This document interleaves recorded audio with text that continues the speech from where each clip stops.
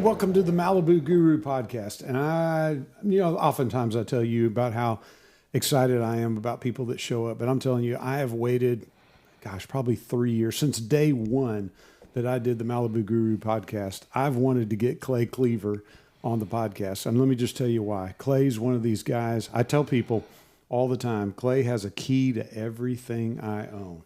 That's how much I trust this guy. This is the guy that he became in the very earliest of days of Casey Aviation. This guy was here and has just grown into be the guy that I just trust so immensely. This is the guy that cleans our airplanes, cleans every airplane that we can find. We send more business to him. We try to. When people come to Casey Aviation and they see that they need to get their airplane cleaned, we're going directly to Clay and Faithful Detailing. This is a cool guy, and he's got a cool story. Clay Cleaver, welcome to the Malibu Guru podcast. I appreciate you being here, bro. Thank you. Good morning. I literally, I know so much about your story that I'm just excited to see where this goes. I kind of got an idea where it'll go, and if it goes where I think it ought to go, it's going to be one of the coolest podcasts ever. Just because you're a cool guy. Well, thank you. Mm-hmm. I hope we can maybe change some lives today. Well, be agents of such. Be agents of change, agents of good change. Yeah, it's a fun thing, that's for sure. Literally today, literally, if I've got it, you got a key to it. Meaning you're the guy that get into this building, clean everything, do the. If it's cleaning and has to do with aircraft cleaning, you're the guy. And at JSO and at LFK, both airports, you've now got the ability to come to both airports, and you got a mobile unit. You can now go just about anywhere you want to, and just clean airplanes. And this has turned into out there right now, your team is out there. There's probably 3 or 4 people out there working on an airplane, cleaning. That you've built a business around something that's really cool, which we need a business of airplanes being cleaned. And who would think that you could do that at a little old bitty airport like JSO or LFK? But you have, and I think that's cool. Let's go tell that story. You ready? I am. All right. Sir. So when I first met you, it was at church. Basically, your dad and family went to the church that I went to, but I don't remember much about it other than I knew who y'all were. Right. You know what I'm saying? Just people in town. In passing. Yeah, people in passing and all that kind of stuff. And then what year was it that you first started working at JSO? 2013. 2013. Mm-hmm. That's, in the very early days that you came there. So I'm going to go back. When you first became to work at JSO, basically the story was, here's a guy we're giving a second chance at. No doubt. And we were kind of like, okay, whatever. People at the airport were kind of like, who is this guy? And I was like, and there was Clay Cleaver, and it was like, well, I know Clay. I know his dad. I know people that in his family. I know what's going on there. And they were saying, in the second chance, and I was kind of like, well, what do you mean? In other words, I didn't know any of the story prior to this. Tell me, when they say that here's a guy that came to JSO and has a second chance, what do they mean? Talk to me about your earlier life. About my earlier life, we're going way back, okay? We are going way back. Well, I began to experiment with alcohol at a young age, getting into other parents' liquor cabinets and such. I think it was out of a rebellious spirit, really. Maybe feeling like I was never good enough or never could please those who were really in my life that cared about me and wanted the best for me, but maybe it was out of a people-pleasing type mindset. As I got older, that experimentation went more and more frequent, and it became more of a way of life, using to cope with just everyday stressors, or just in that party mindset, or whatever was going on, it was about using. So One of the problems with alcohol that I see is that it works. And one of the things that I've learned so much more about is emotional health, and how important when we talk about men and emotions, it doesn't go well. Dudes are supposed to be strong and resilient and never show weakness, and supposed to have all these kind of that they're the king of their castle, and that they're strong enough, and they're never weak. And to say that I have emotional pain, most don't even know what that is, but they know that something's not right. And we look at ways that we can Band-Aid over that. And some people will Band-Aid over it with excess work. Or some kids, weirdly, will make straight A's, meaning that's, and we give them applause because they're doing such a great job with but that's their thing. They got to make the straight A's because the straight A's are a way of Band-Aiding over this pain that they've got, this emotional situation that they've got going on in their life. And so many kids, so many people Band-Aid over it with alcohol, because alcohol, man, it works. It works until it'll rip your house apart. It'll tear the whole. It'll tell the whole thing. It will, and it not only will alcohol, if it's just left to itself, will do it, but alcohol leads to other things as well, other kind of drugs, other stuff. And if you look at my family, if you look at my parents' alcohol, prior to my mom and dad, alcohol was the thing that was just ever present when there were just terrible situations going down. And, one of the things that I cherish my mom and dad for is that they were the last in a line of alcoholic abusers, basically. And, when I was raised in a family with almost no alcohol. I mean, virtually none in the house, until I hit the age that experimentation came about, and I dabbled and played and all that, and didn't go down a terrible trail, and was able to get out of that terrible trail. You were not. Am I saying that right? You are. This is after years of recovery, these reflections and thinking back to, getting into the depths of, why you use in the first place, and not understanding it early on, but it's to find happiness, but it's always short-lived and temporal when you're talking about alcohol and drugs. You're using to change the way you feel. Well, why do I need to change the way I feel? Because I'm not happy with how I am now, and refusing to go through adversity to come out on the other side having persevered. And the word says that we gain character, perseverance, and hope through suffering and adversity.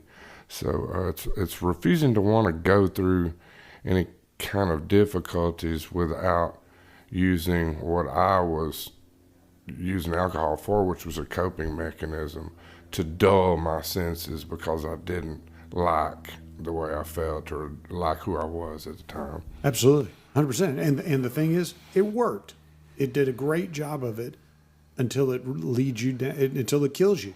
Jails, institutions, and death. That's where it leads. And tell me how that. Can I go here? Sure. Tell me. How did well, as you began using more and more and more, tell me where it hit you in the face. Well, several arrests and car accidents, all being alcohol related. 2 DWIs in, I thought, well, okay, and a couple of probationary periods. Yeah. I'm going, well, so it's not only my problem is drinking and driving. I wasn't ready to accept the fact that I had a drinking problem. My problem was drinking and driving. Well, I'll just drink and not drive.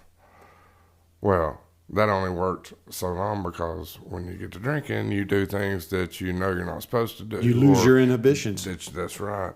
So 3 DWIs in, which is a felony DWI here in Texas, I had little help. with my rehabilitation process. I had a 3-year-old daughter at the time, and my wife had it, with me, and understandably, years of use and abuse, alcohol and some drugs too. Yeah. Again, losing your inhibitions and begin to roll into other things, trying to cope. Yeah, she had it, but I finally had it. And looking back, I realized that really the only one who could make the decision was me. Now, I couldn't make the change because I didn't really know how to live without it at this time, because I started using it at an early age, like I said, about 12 years old. And so I'd really been using it my whole childhood along with my adulthood to this point, and I was 40 years old at this point. Yeah, most of your life you were a user. Would you call yourself an addict at that time? After the third DWI, I was ready to accept the fact that I had a problem. But by the third DWI, I mean, the third one, I mean, there's severe repercussions that are happening here. Finally, I had gained enough consequences to really accept the fact that I had an issue. So. Yeah. Okay, so at the third DWI, you're going to jail, right? Yeah. Well, that was the thought in my mind, I'm going to prison. The judge brought me in her chambers, and she actually was the first one that asked me what I wanted. Did I want to continue down this road, or did I want help? What do you want? And I said, well, I want to change the way I am, because I don't know any other way, and I don't have any, now I call them tools, recovery tools. I didn't know how to live without it. And she gave me an opportunity, and a lot of people don't look at this as an opportunity. They call it SAFE-P, Substance Abuse Felony Punishment Facility. And it's a 6-month rehab program inside, and it's a year long altogether. But inside, I was in for 6 months with 63 other knuckleheads, and it's effectively prison with people that have a drinking problem or a drug problem. It's more of a treatment facility, because it goes back to an ancient Jewish sect called the Essenes, who it was all about accountability and boundaries. When you were in this Jewish sect and you sinned, then you were brought before the people to open up and admit your sin and ask forgiveness. It goes right along with Scripture. Ask forgiveness, and the people accepted you. But if you continued this route, then you were excommunicated, right? Which was the same way in the program. They'd send you back to your county, and you'd go do your time or whatever if you refused to hold accountability, is what they called it. We called people out on their negative behavior.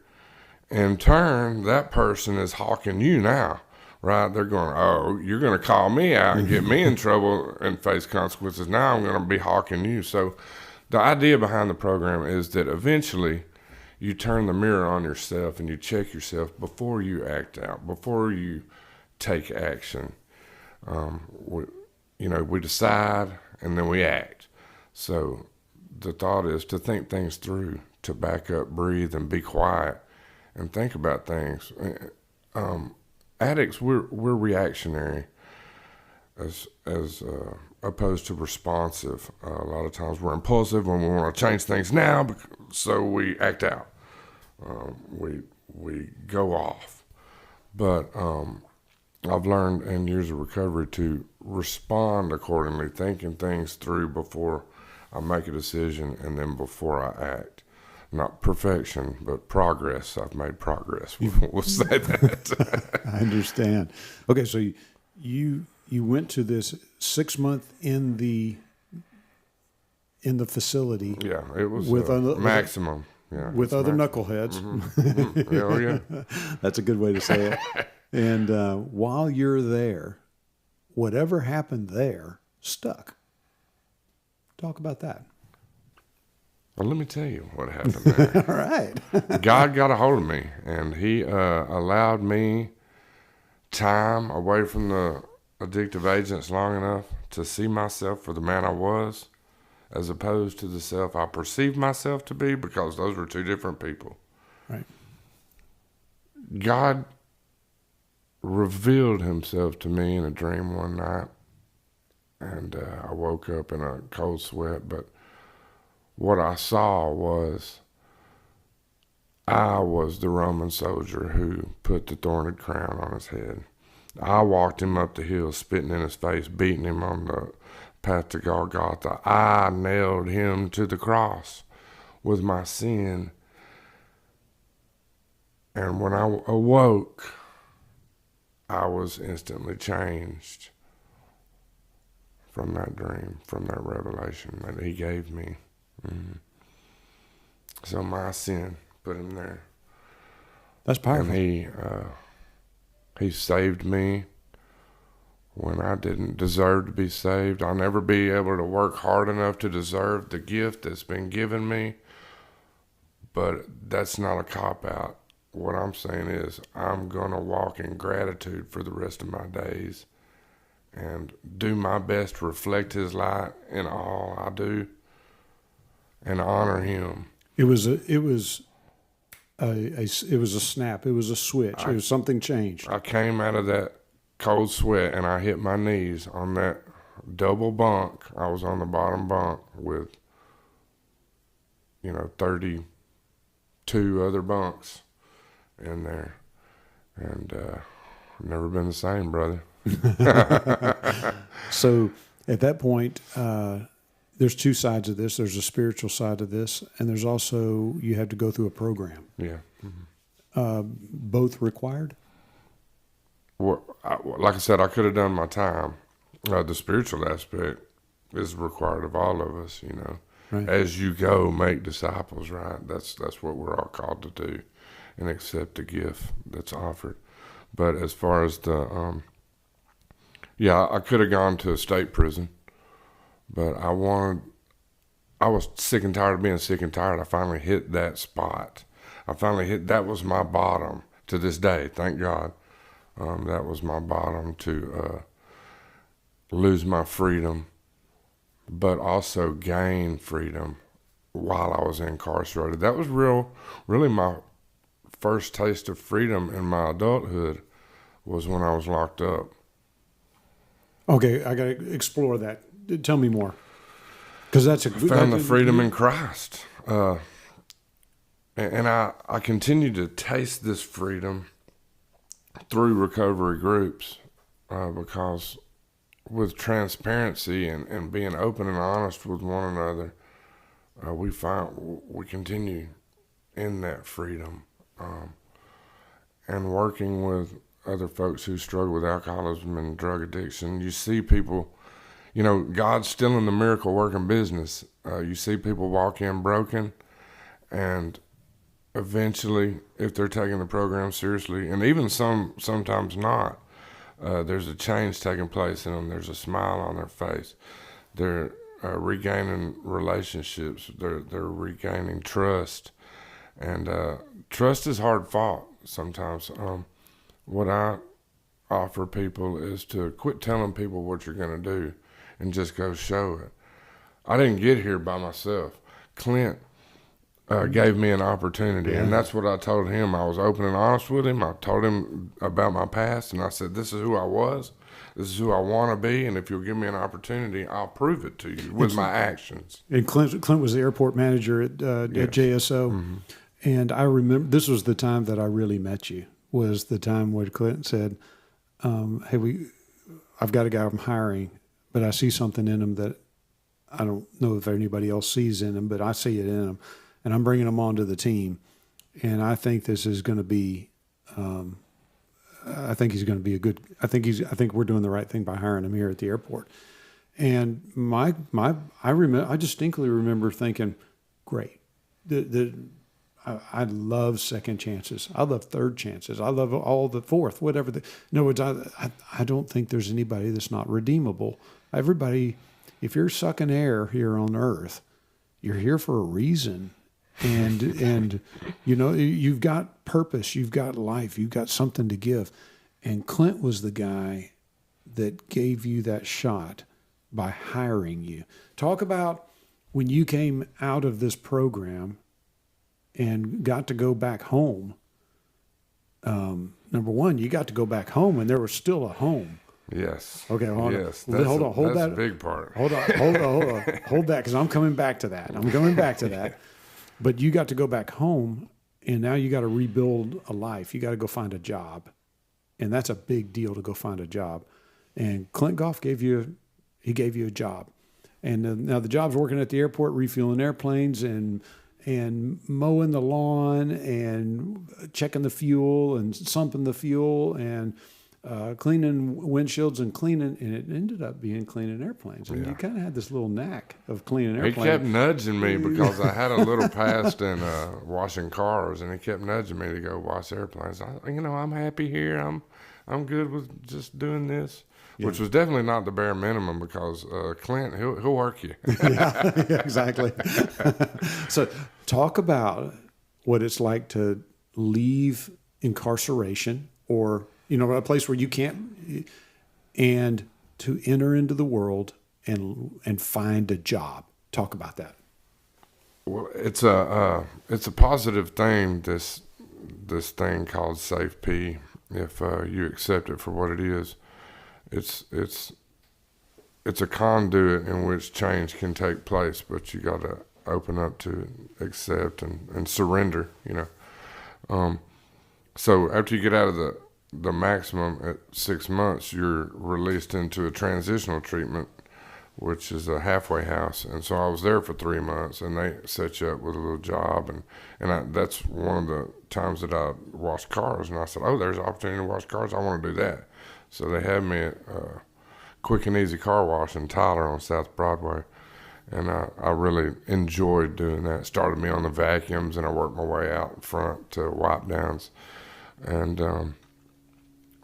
then after that 3 months is up, you're released to go back home, but you're on a weekly with your probation officer. And my aunt and uncle run a ranch in Jacksonville, and they offered me a part-time work out there. So I was doing that part-time work, and I was going to church, and that's where I met Clint. And I said, hey, what about this airport thing you're doing out there? I didn't know much about it, but I knew I was interested, and I kind of hounded him for a little while, and he finally said, just come in for an interview and we'll talk. So I'd been doing that part-time work with my aunt and uncle probably about 3 more months, and he was able to offer me a part-time job at the airport, and little by little things worked out, and he was able to offer me a full-time. And then we worked out a neat scheduling deal where we were able to do 4 10-hour work days, because you were asking if I could fill in and do some cleaning for you. And so Clint was generous enough to go, let's change the schedule up a little bit, and then you can work with you on Fridays. And what a blessing that was, because that really opened the door to what Faithful Detailing is about. And that's about kingdom business. It's about, I got that name off of God, 1 John 1:9, and I hope I don't butcher it, but it's God is faithful and just to forgive us our sins and cleanse us from all unrighteousness. And I wanted something about cleaning, obviously, and I wanted something about his redeeming power. And man, for him to just be faithful to his word is like beyond what any of us humans can fathom, because he is the ultimate promise keeper, man. Yeah, and it's a great connotation to you're a faithful person that's going to show up on time and do a great job, and all that. It says what you want to say in the marketplace, but it says more than that. Yes, sir. In your heart, when you think about faithful detailing. Exactly, opens a lot of doors and starts a lot of conversations as well. When you came out of Safe P, is that what it's called? Mm-hmm. Effectively jail, or in other words, a lockdown scenario, and you came back home. Home was still there. Yeah. Talk talk about home. I tell you, my wife, you know, addicts are master manipulators if they're any good at being an addict. My wife knew my crap. Okay, she could see through it anymore. And like I was talking earlier, I had to prove myself by my actions. I wrote in letters how God has really been working on me and everything, and I understand that she was calloused, and she really she needed some time, okay? Right. But the door was still open for me. Thank you, Fran. She did not leave. She didn't leave. She's been through the worst. She walked through hell with you. She did. And was there. You know what I remember? I think I can say this and it'd be okay with you.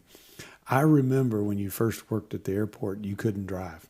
That's right. Because you did not have they would not give you a license. Yeah. And she would drive you to work every day. She sure would. Every day, here comes Fran. She'd driving you to work and dropping you off, and off you go to do your thing. And then in the evening, here she comes.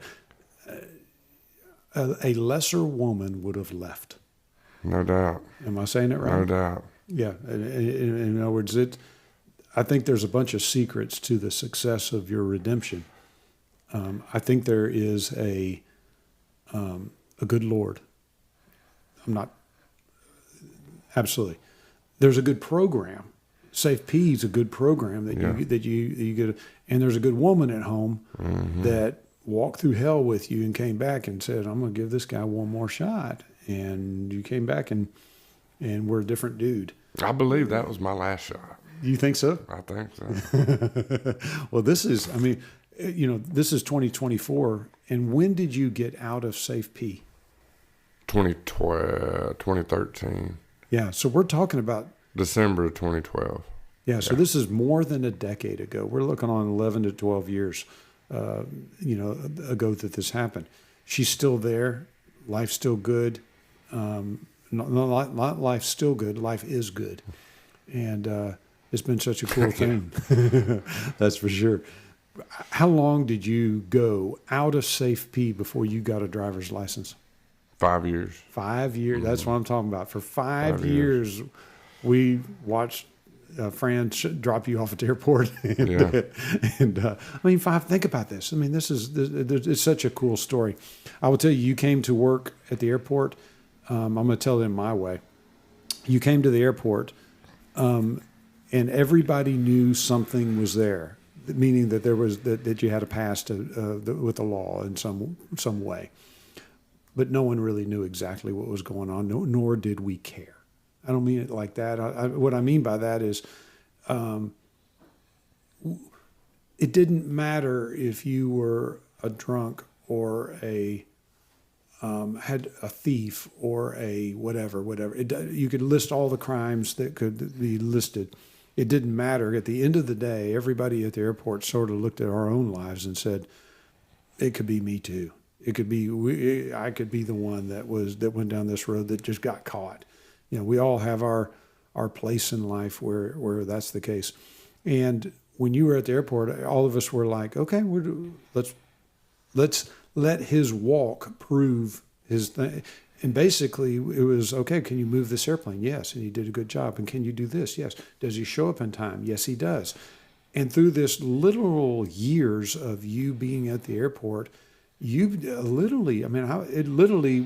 probably 2 years into you being at the airport, maybe 3, something like that, it was a place where I told people, I said, I don't care about his past. This is a guy that he has a key to everything I own. I trust him implicitly with anything I've got. And that has been the testament. You went from a guy that really the society shouldn't have trusted because you had 3 DUIs. You know what I'm saying? Yeah. To a guy that I would put my grandkids in the back of your car and let you drive them anywhere you wanted to go. You know what I'm saying? In other words, a guy that has a key to everything I've got. It's a great redemption story as far as that's concerned. But I also remember you being at the airport and having the job of being a line guy. That's not a high-paying job. That's a job where you're going to have to do some other things in addition to it. And at most airports, there are some airports where being the line guy is a job that pays a living wage. I think that's the right way to say it, a living wage, somewhere you can survive. But most line guys, it's pretty tough as far as that's concerned. But you turned into a place where you really showed a knack for cleaning airplanes.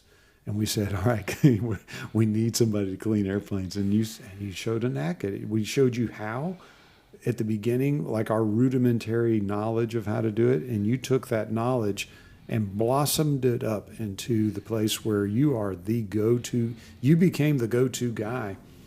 So much to the place where we had some serious discussions about, okay, how do we keep Clay at the air? It went from, is this a guy we can trust to a guy we fully trust to a guy that, how do we get this guy at the airport where he's making way more than a living wage, where he's just totally doing it?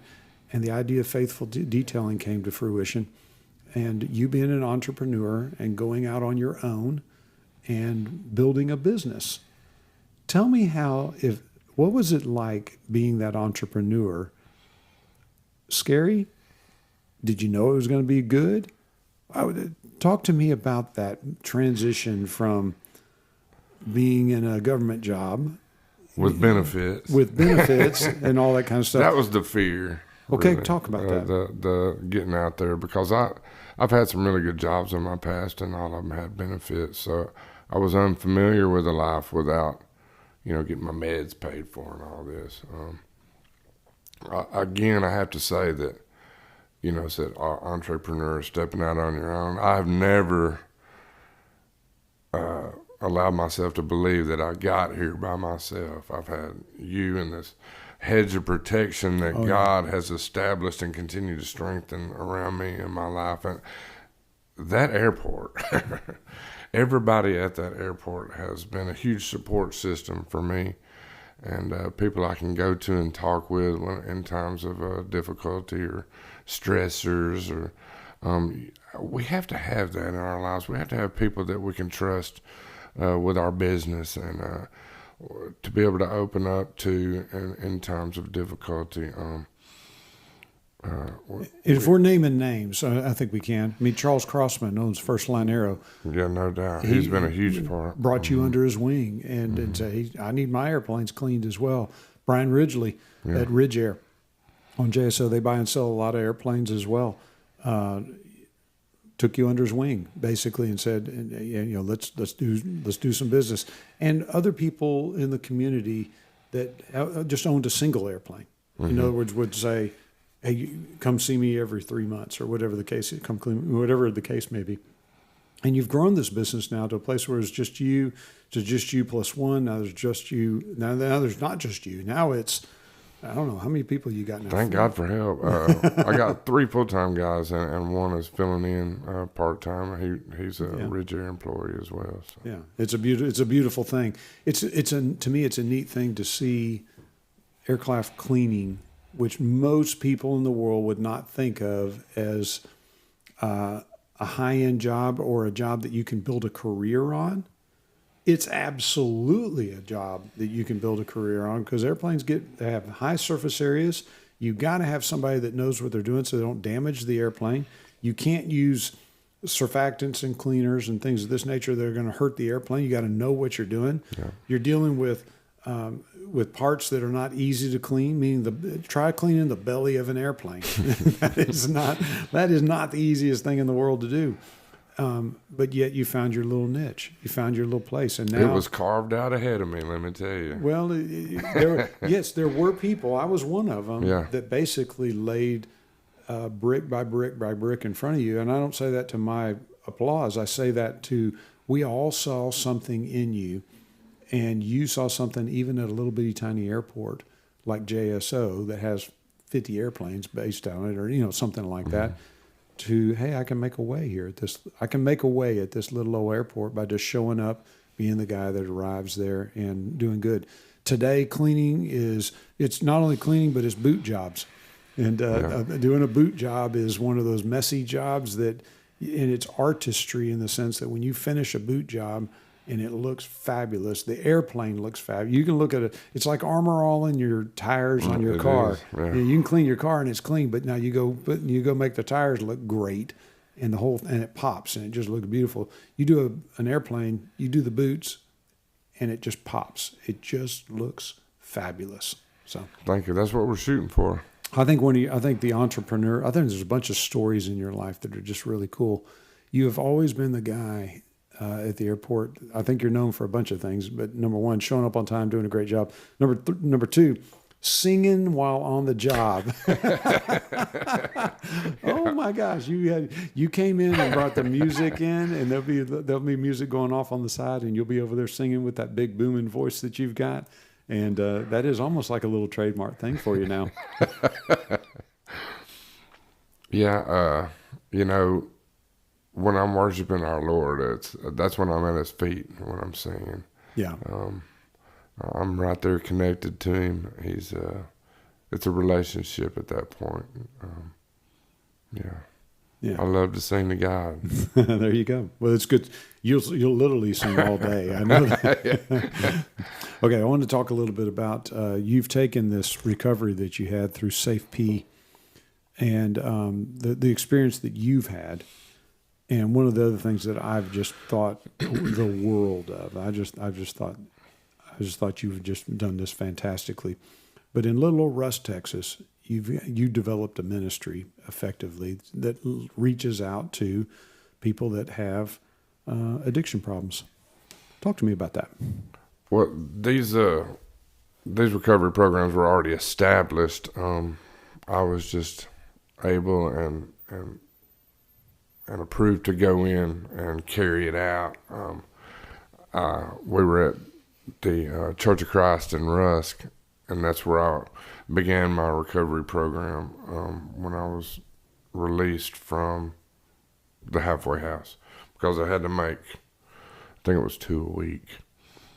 And at that time it was Sundays and Tuesdays.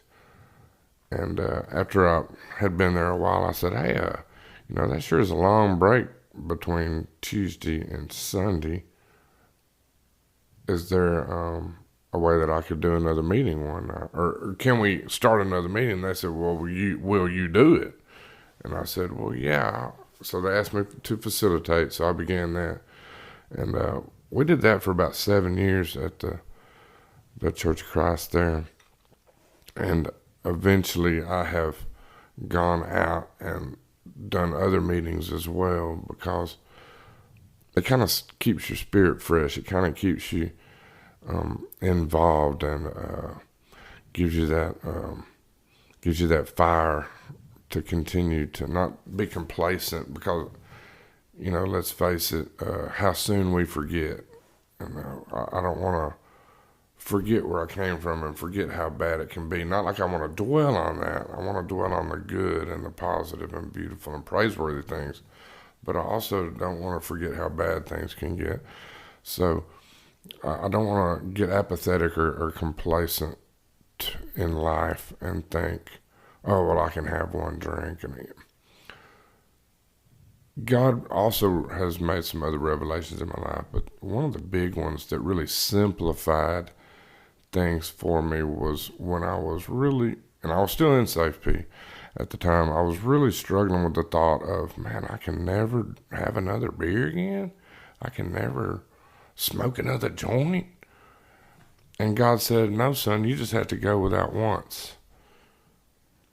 So I was looking at this big picture thing, and it was overwhelming to me. But He simplified it and said, just take it down to one time. You can do that. And I said, I can do that. Meaning you Lord. can turn away the bottle once. I can keep from doing it once. And it's that first time. And so far, so good. Yeah. That's a great way to look at it. For sure. Let's talk about cleaning airplanes for just a little bit. When you do a boot job, what products are you using? What's your favorite? PBS products. I prefer the PBS. It's got a better luster to it, and I also like it because you can come back and clean it, and you can get another couple of coats on it through the time we're between annuals. All right. What's the best product to clean the turbine soot off the side of a turbine airplane? I've learned a lot off of. In fact, I met Mirdad Zarifkar through you. He came out to JSO a couple of times. Great guy. And have since started watching his videos. Top tier in the business as well. And so I kind of go off of his methods. That G Technique W5 citrus cleaner is really good. But there's other products out there that work real good. Real Clean turbine and soot remover. Stuff as basic as your Dawn degreaser is a good degreaser for that too. But with all those products, as Mirdad will tell you, you still want to use the no rinse post degreaser to get the degreaser removed out of the paint. Yeah. What's the secret to making to restoring paint? To making, like, you have old looking paint, you want to make it look newer and bring some of the luster back. Give me a secret. A secret? Like I said, it's not a secret. I kind of go off of what Mirdad. I kind of follow his formula. The name eludes me. It's a goodness gracious. I have to go look at the bottle. You gotta go look at the bottle. I just know what color it is and I grab it. Good. Okay, talk about you can make a spinner look absolutely fantastic. I use a California Customs metal polish, and we use a wool buffer, and get a real good shine to a spinner like that. Yeah, we'll tape off all of the blades, and especially if they have boots, to make sure that we don't damage anything, and we'll lay down tarp on the floor. There's just some basic things that you do to keep from damaging, keep from messing up somebody else's hangar floor, because we do all our work, most of our work, on the interior of hangars. Yeah. So we don't have bad weather days. A lot of this thing I've learned over the years, but since honed by meeting and going off, like I said, Mirdad's already proven methods. Yeah. What if you're going to make a tire look great? What do you do? I just use any kind of. You clean it first. You want to clean it, but a lot of the tire shines on the market are good. I like to use stuff without silicone, so anything without the silicone in it. Okay. Meguiar's has a decent product. Okay. Would you rather clean a PA46 or a King Air? Well, for the money, the King Air, but the PA46 for it being a lot smaller.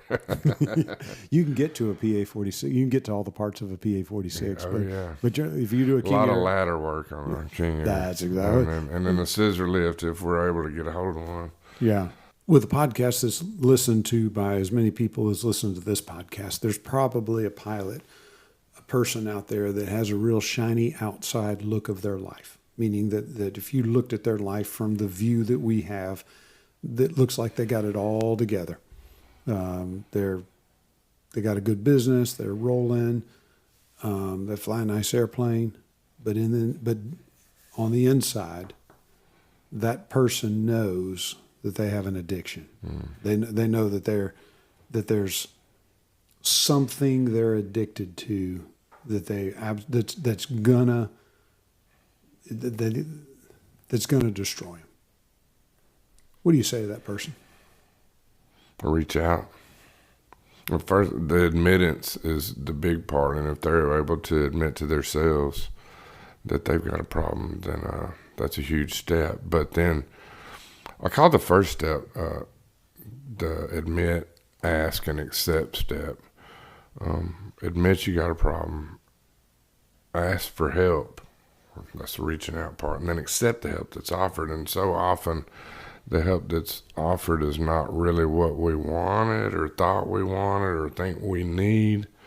But that's the biggest one to open up to accountability and acceptance of placing some foundational, firm boundaries in your life, people, places, and things.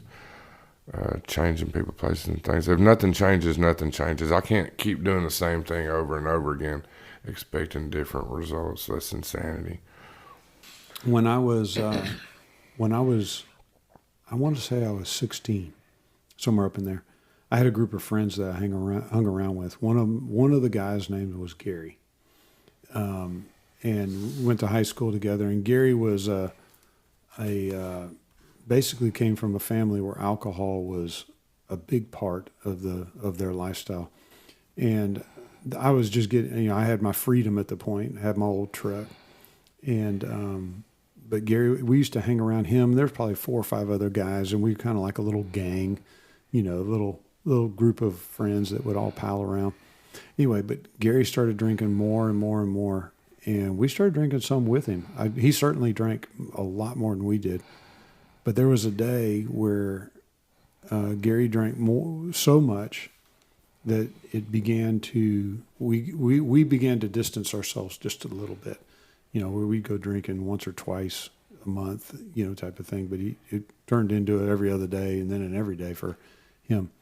I think when he was 17 years old, I remember the day we were a little bit distant at the time, but not very far. You know what I'm saying? We still did a lot of palling around and all that kind of good stuff. But it was a nighttime, and he drove his truck, got going, highway speeds, came to a T intersection, and he never even stopped, jumped across the ditch, hit the other side, and killed himself. And it was just, he was probably asleep at the wheel or drunk at the wheel. He's certainly drunk. And I look back at my life, at my place in life, of, could that have been me? And the answer is, yeah. Me too. Yeah, that could have been me. Why me? Why him and not me? His answer is, and how do I evade, the law, or how do I evade the ditch, or how do I evade that circumstance? And I can't really answer that. I don't have a good solid, other than either fate, luck, or just the Lord saying, it's not your time. I don't know the answer to that. So I guess I ask you, what's the answer to that? I think we see what God wants us to see, and then we make the decision to allow it to change us, or to allow it to give us a path to speak into other people's lives or into our life, to question ourselves, to internalize, what is there something that I need to be doing different? You saw that, and you knew that you had some brief struggles with alcoholism, and you go, I'm going to put that on my list of things not to do. And quote an old friend of mine, put that on my list of things not to do. Larry Henderson at the railroad, a shout out. Yeah. It's alcohol. We have stated in the world, when we think about alcohol or marijuana or drugs of just about any sort, the problem is that they really do work. They almost always, if you showed me somebody with a drinking problem, I'll show you somebody with an emotional problem that needs, and you need to address that emotional problem so that you don't have you don't need the thing. It is interesting that if I think for me, for my emotional side, if I'm thinking of it that way, one of the great things for me has been CrossFit. And what I mean by that is, I get into a bad weirdo situation of some sort or something where I feel, however, I'll go throw a bunch of weights around in a gym and get yourself really tired. And that was the numbing thing. That, and most people would call it a positive thing, but not always. There can be a bad thing too. Overdoing it, putting too much emphasis on it, whatever the case may be. But it certainly is better. But alcohol is that the problem we've got with alcohol in the world in my opinion, is that alcohol works. If you've got an emotional thing, it works. It'll numb that. It'll turn. Yeah. The best way I know how to describe it is it takes the alarms that are going off. The great John Deloney, I've listened to this enough to be able to talk about it. John Deloney talks about it takes the volume of the alarms and turns the volume of the alarms down. The alarms are going off in your body, and it turns that volume down. And just for a while, that's better. It's better. Yeah. But the alarms always come. But the alarms always come back because the alarms, because alcohol wears away, and the alcohol is the thing that'll eventually take you under, unless you finally get to a place of, I'm not going there. I cannot. I've got to make the singular decision now. I'm one step at a time. No, I'm not going to pick up the bottle. No, I'm not going to have the drink. No, I'm not going to do the thing. And you got to do it every time. Because once you go down that road, it's easy to go back. Have you had a drink since you went to Safe P? Or March 1st, 2012. That's my sobriety date, and it stands. Amen. Not a drink. Not a drink. That's cool. Not a drink or a drug. I will tell you, when we moved from JSO... I want to go back a little bit and touch base on what you're talking about. You're talking about putting off the inevitable, pushing back issues that I'm struggling with. Recovery teaches about living life on life terms, and that means taking care of business as they come, taking care of issues, staying on top of things as they come. Because if I had some issues I was struggling with today, and I go drink, I'm putting off those issues. And like you said, tomorrow morning I wake up with the same issue, and I probably, by that time, I've got a couple more added on.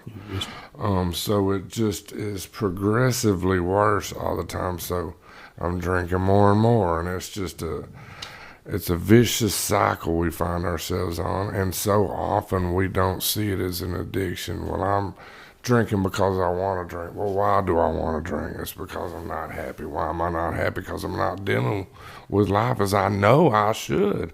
I'm not being disciplined. I'm not holding myself to that higher standard as honor would have it. I'm putting things off. I'm neglecting my duties in my life. So, like I said, it's a slippery slope and a vicious cycle. So I have to be real careful when it comes to that. You talked about emotional issues, and you talked about physicality, exercising, CrossFit, working out. I like to say I got to stay connected to ESPN. I got to be right emotionally, spiritually, physically, and mentally. We all know what those emotionally, physically, and mentally is, but spiritually speaking, I believe that we're all born with a void in the middle of us, a big hole. And so often, if we don't find our God, then we tend to grasp at straws, at things that the world offers, sex, drugs, money, status, all these things that the world offers. But again, they're all temporal. The only lasting thing and the only joy I find, and joy is in the midst of struggle sometimes, in the midst of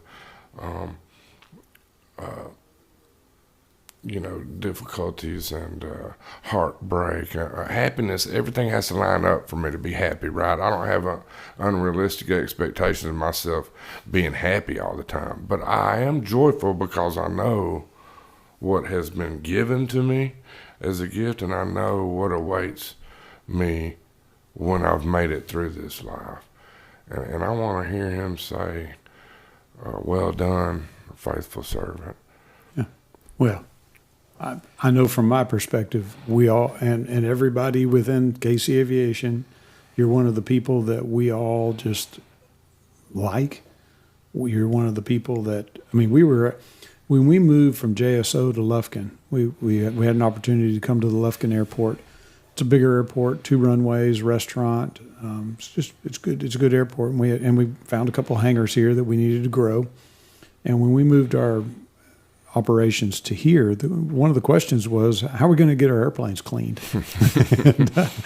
and one of those, I distinctly remember me sitting in the group with the whole team having our morning meeting. We're like, how are we going to get airplanes cleaned? And it was sort of the idea of, do we have to hire somebody here? Do we have to, how are we going to get our airplanes cleaned here? And the answer was, we're not doing this without Clay. How are we going? We're getting faithful detailing in here, and so whatever we got to do to make that happen, it was as if the team was saying, we want this guy in our life, we want this guy in our business, we want this guy. This is the guy that we want, and because when Clay shows up, the music turns up, the singing happens. Airplanes get cleaned on time for the right price. It's just you're a joy to work with. And again, you got a key to everything I own. You're the guy that turned over from the guy with 3 DUIs and, the guy that I wouldn't trust with anything to the guy that I trust with everything. And so if you're ever a person that's coming to Casey Aviation and you want to get your airplane clean, number one, we're going to direct you to faithful detailing. Mainly because of you and also because of your team.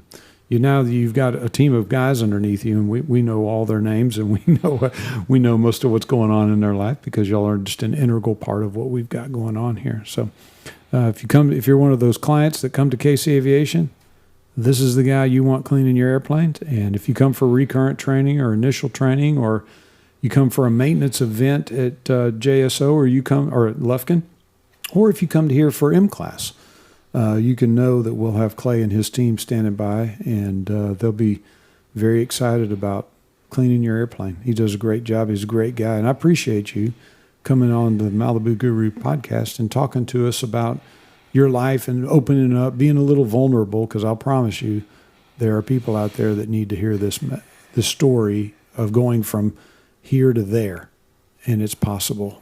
It could be done. Here's proof sitting right in front of me. You talked about someone struggling and they need a path. I want to offer my phone number if anybody just needs to call and talk.